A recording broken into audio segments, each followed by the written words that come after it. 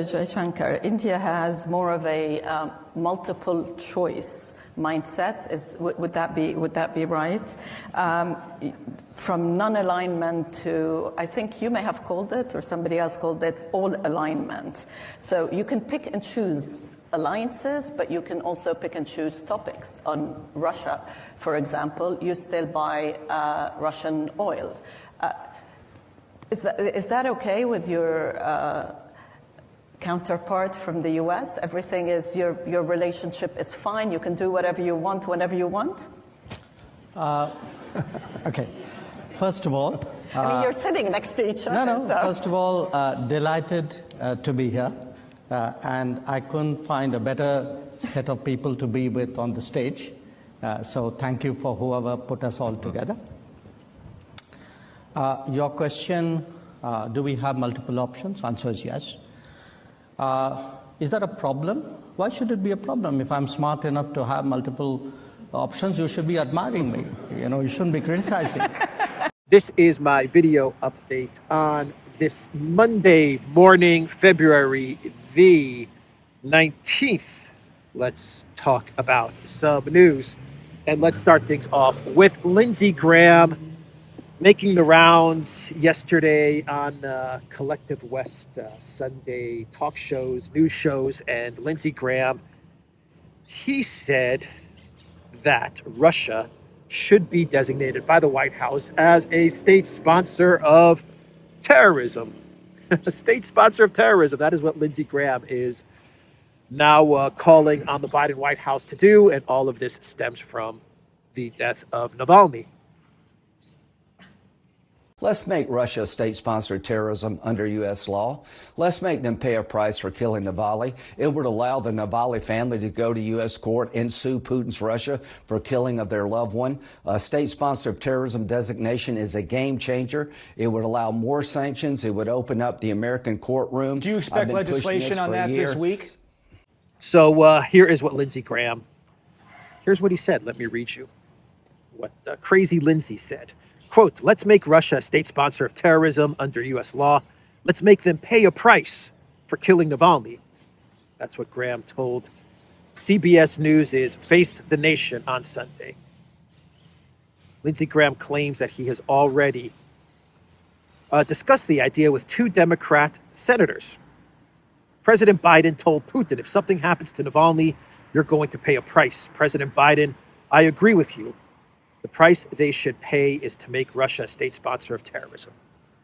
So right now, the U.S. has on the list of countries that are state sponsors of terrorism, the U.S. has Cuba, Iran, North Korea, and Syria. And there has been a bill introduced like a year ago trying to designate Russia as a state sponsor of terrorism.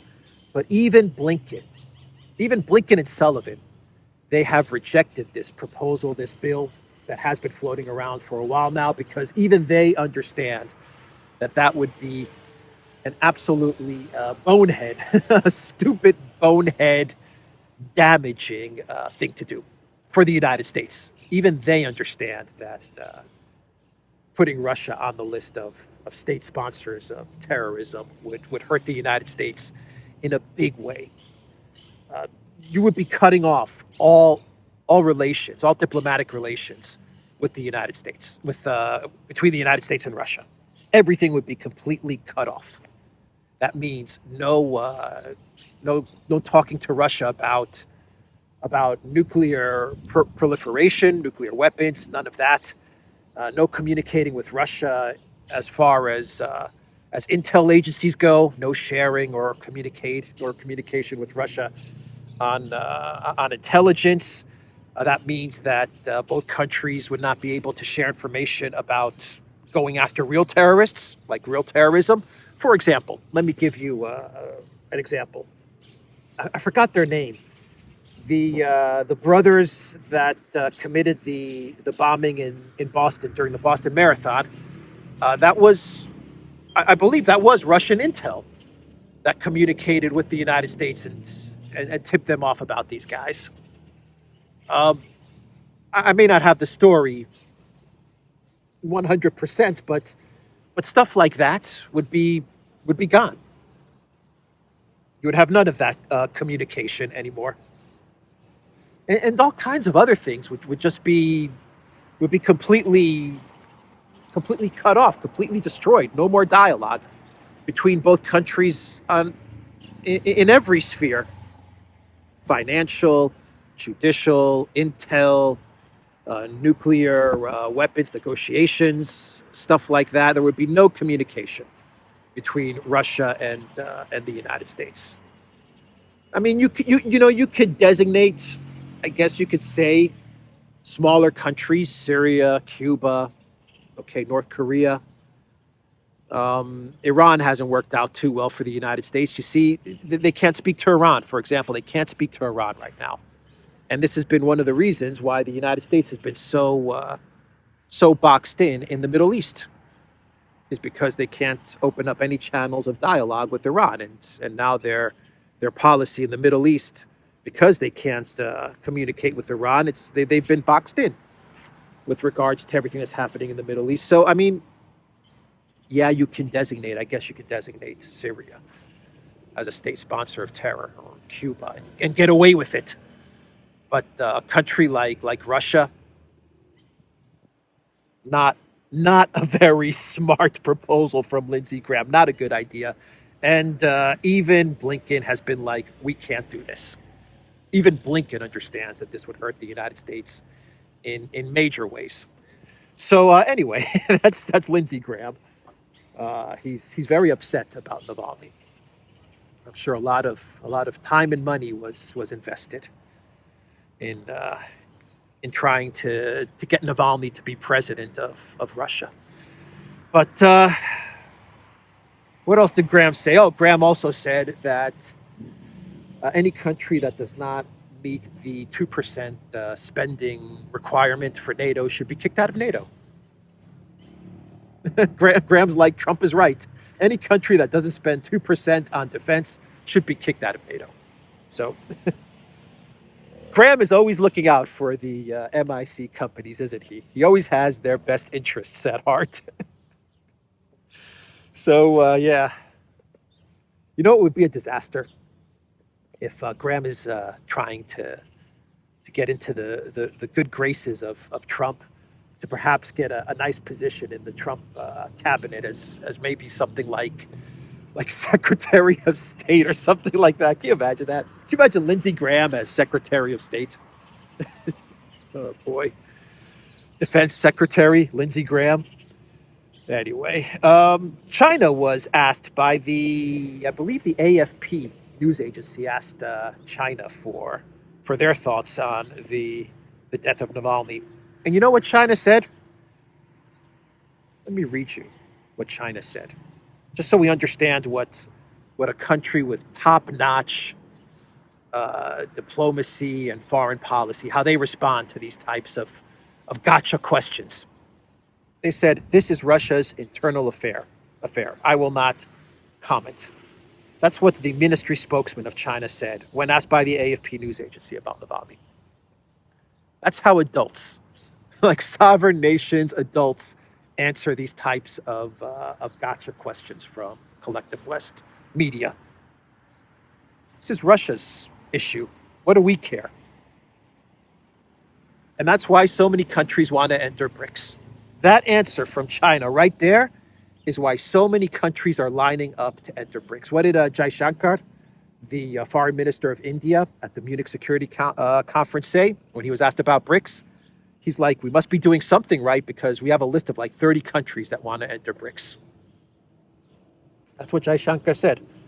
As he was also asked about Russia and India's very good relations with Russia, Jaishankar said, we have options. Instead of trying to make it seem like we're doing something wrong by having good relations, not only with Russia, but also with the West and the United States. He's like, he was sitting on a stage with Blinken and Annalena 720i. And Jaishankar was like, look, we have good relations with Russia. We have good relations with the US and Germany, with you guys on the stage.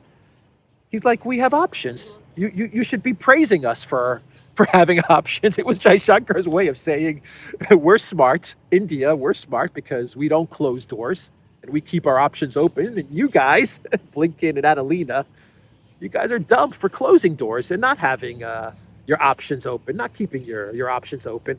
So I mean, yeah, that answer from China is why countries, why world leaders want to enter BRICS, because they can enter BRICS and not be lectured about the world order and international rules and stuff like that. Human rights, according to the collective West, their definition of human rights and the international rules-based order and stuff like that.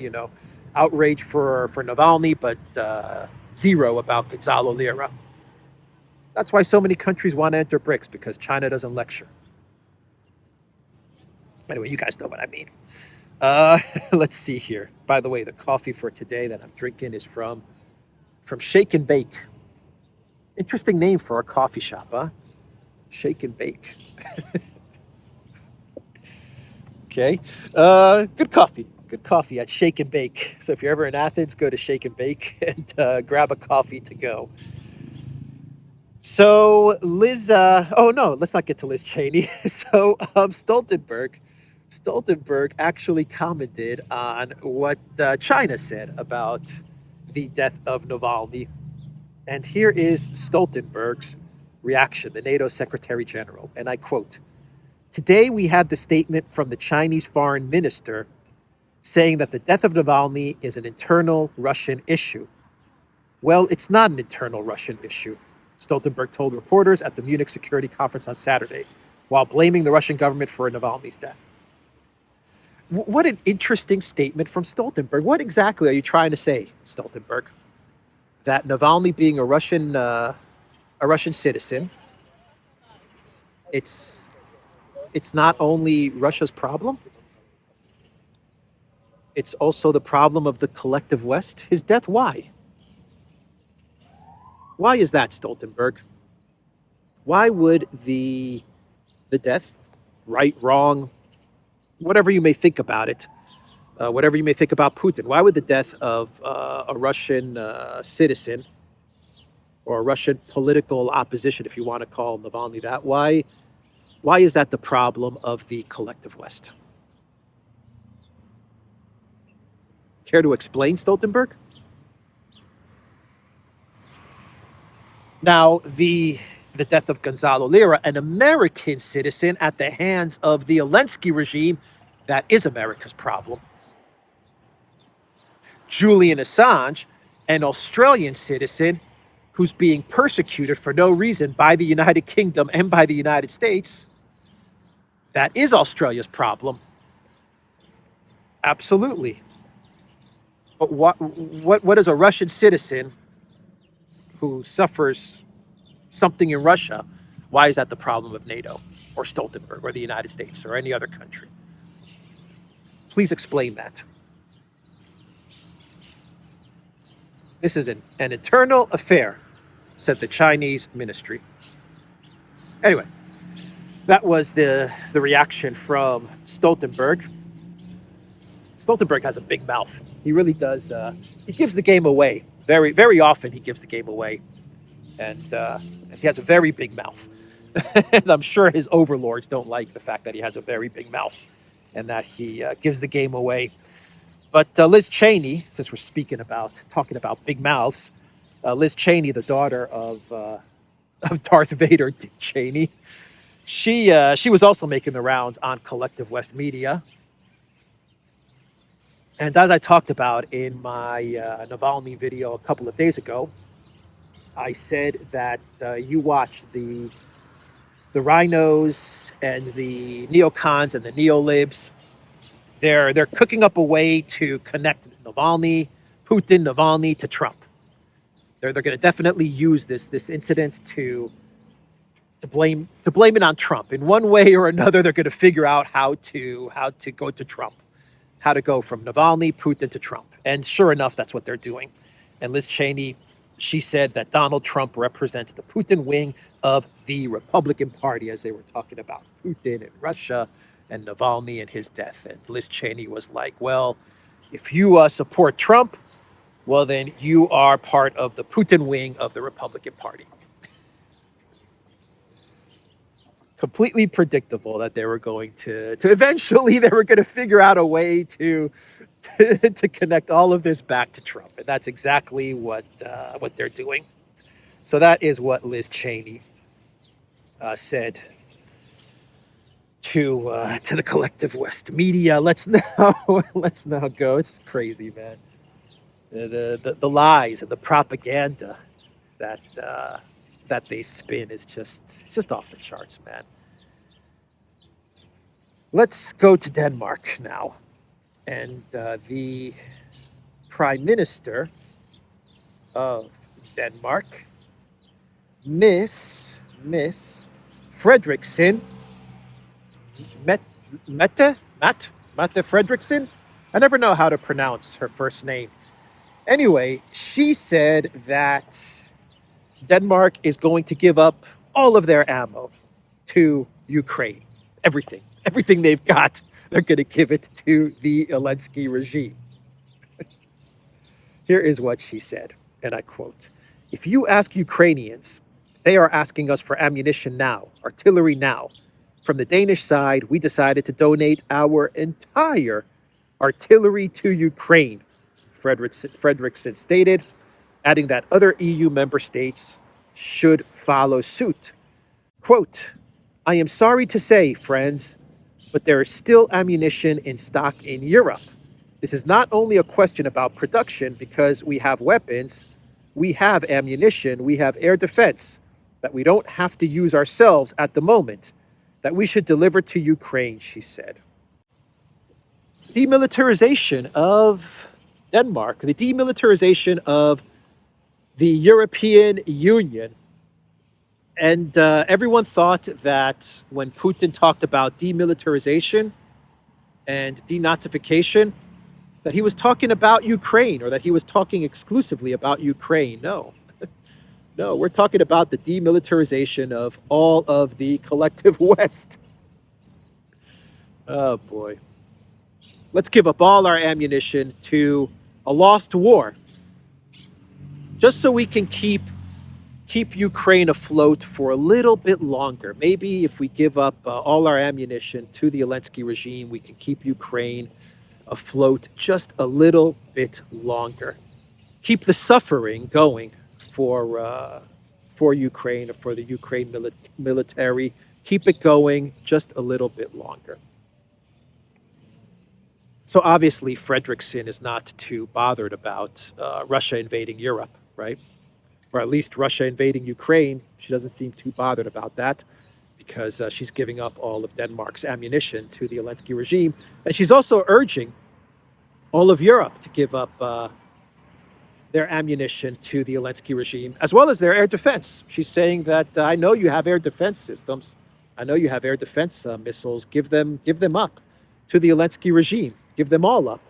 So obviously she's not worried about a Russian invasion of Europe, which is what they've been telling us for the last 3 months. But you know that Frederiksen, because Denmark's going to be out of weapons, you know that she's going to sign some really juicy contracts with the weapons manufacturers, huh? Because she's going to have to replenish Denmark's stocks, right? So you got to keep the grift that is Project Ukraine going, and the big winners in all of this, well, the politicians and the MIC companies. They are the big winners, and the politicians that are working on behalf of the MIC companies. And you know, Frederiksen, it is rumored that she wants to become the next NATO Secretary General after Stoltenberg. And there was an article in German media the other day which claimed that Ursula von der Crazy, she wanted to become the NATO Secretary General last year.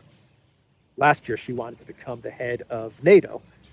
And the collective West, they then decided to just keep Stoltenberg in for another year.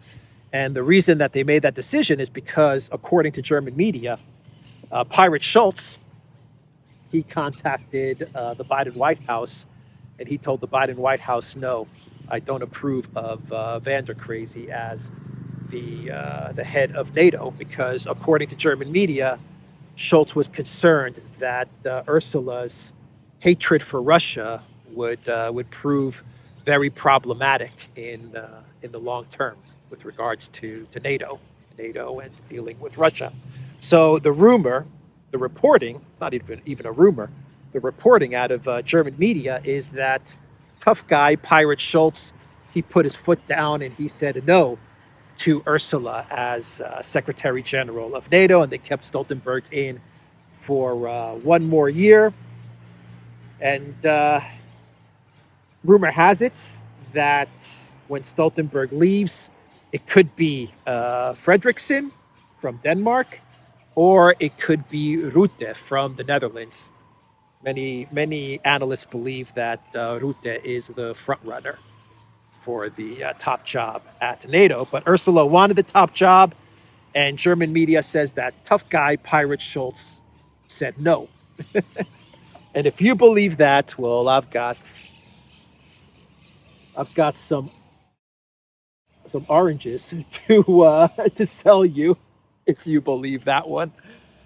The U.S. decides, by the way, the U.S. decides who's going to run NATO, and the U.S. decides who's going to run the European Union.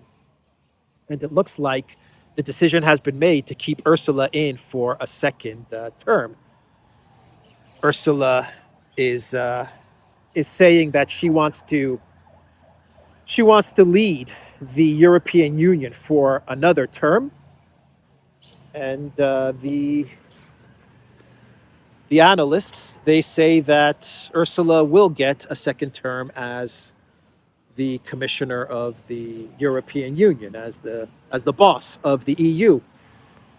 And her big promise is that if she is given a second term as an EU commissioner, she will create the position of defense commissioner. You see where all of this is going for Europe? You see where all of this is going for Europe?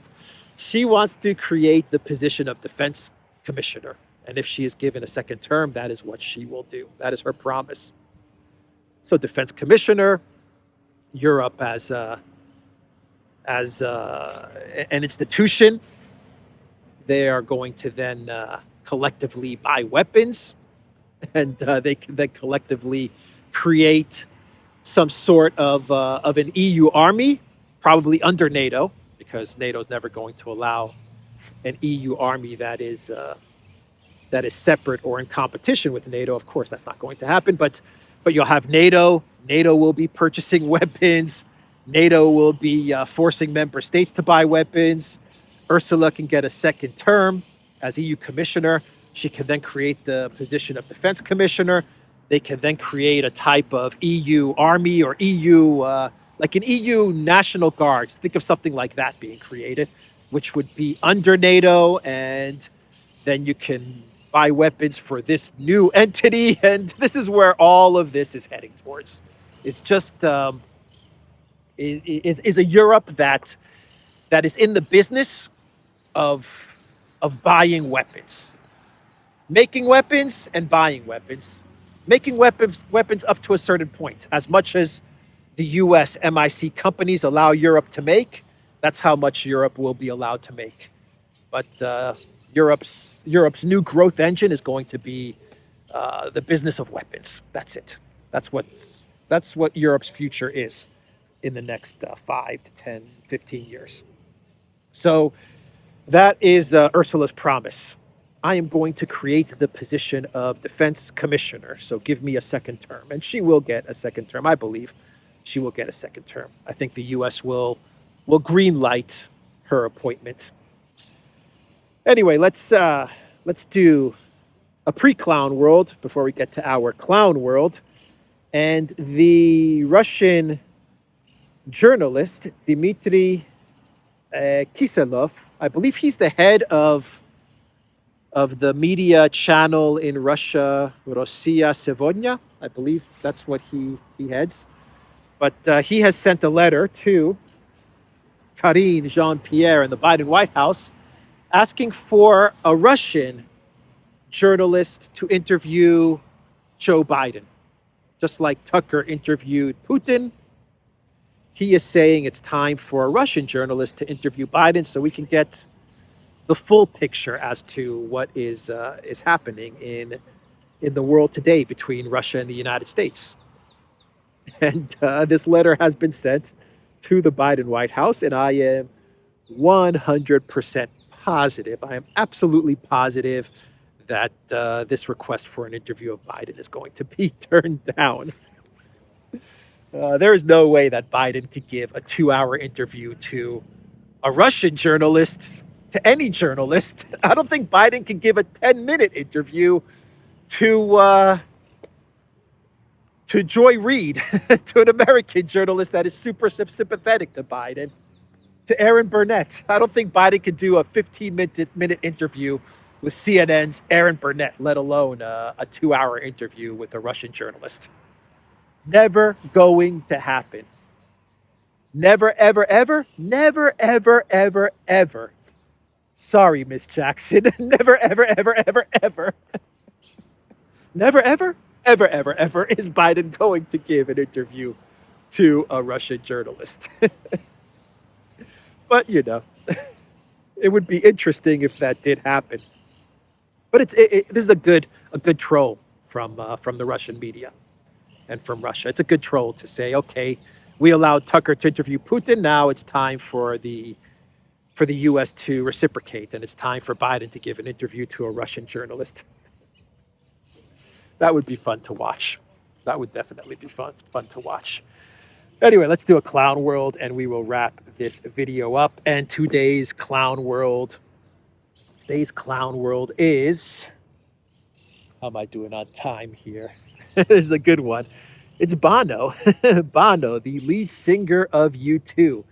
And they are doing this like concert residency in Vegas, and they're doing shows at the, what's it called? The Sphere? I think it's called the Sphere.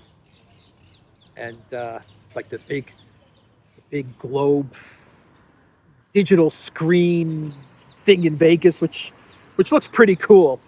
And they're doing concerts from inside of the Sphere. I think it's called the Sphere. I could be wrong, but huge, massive screens. The whole thing is one big digital, high definition screen.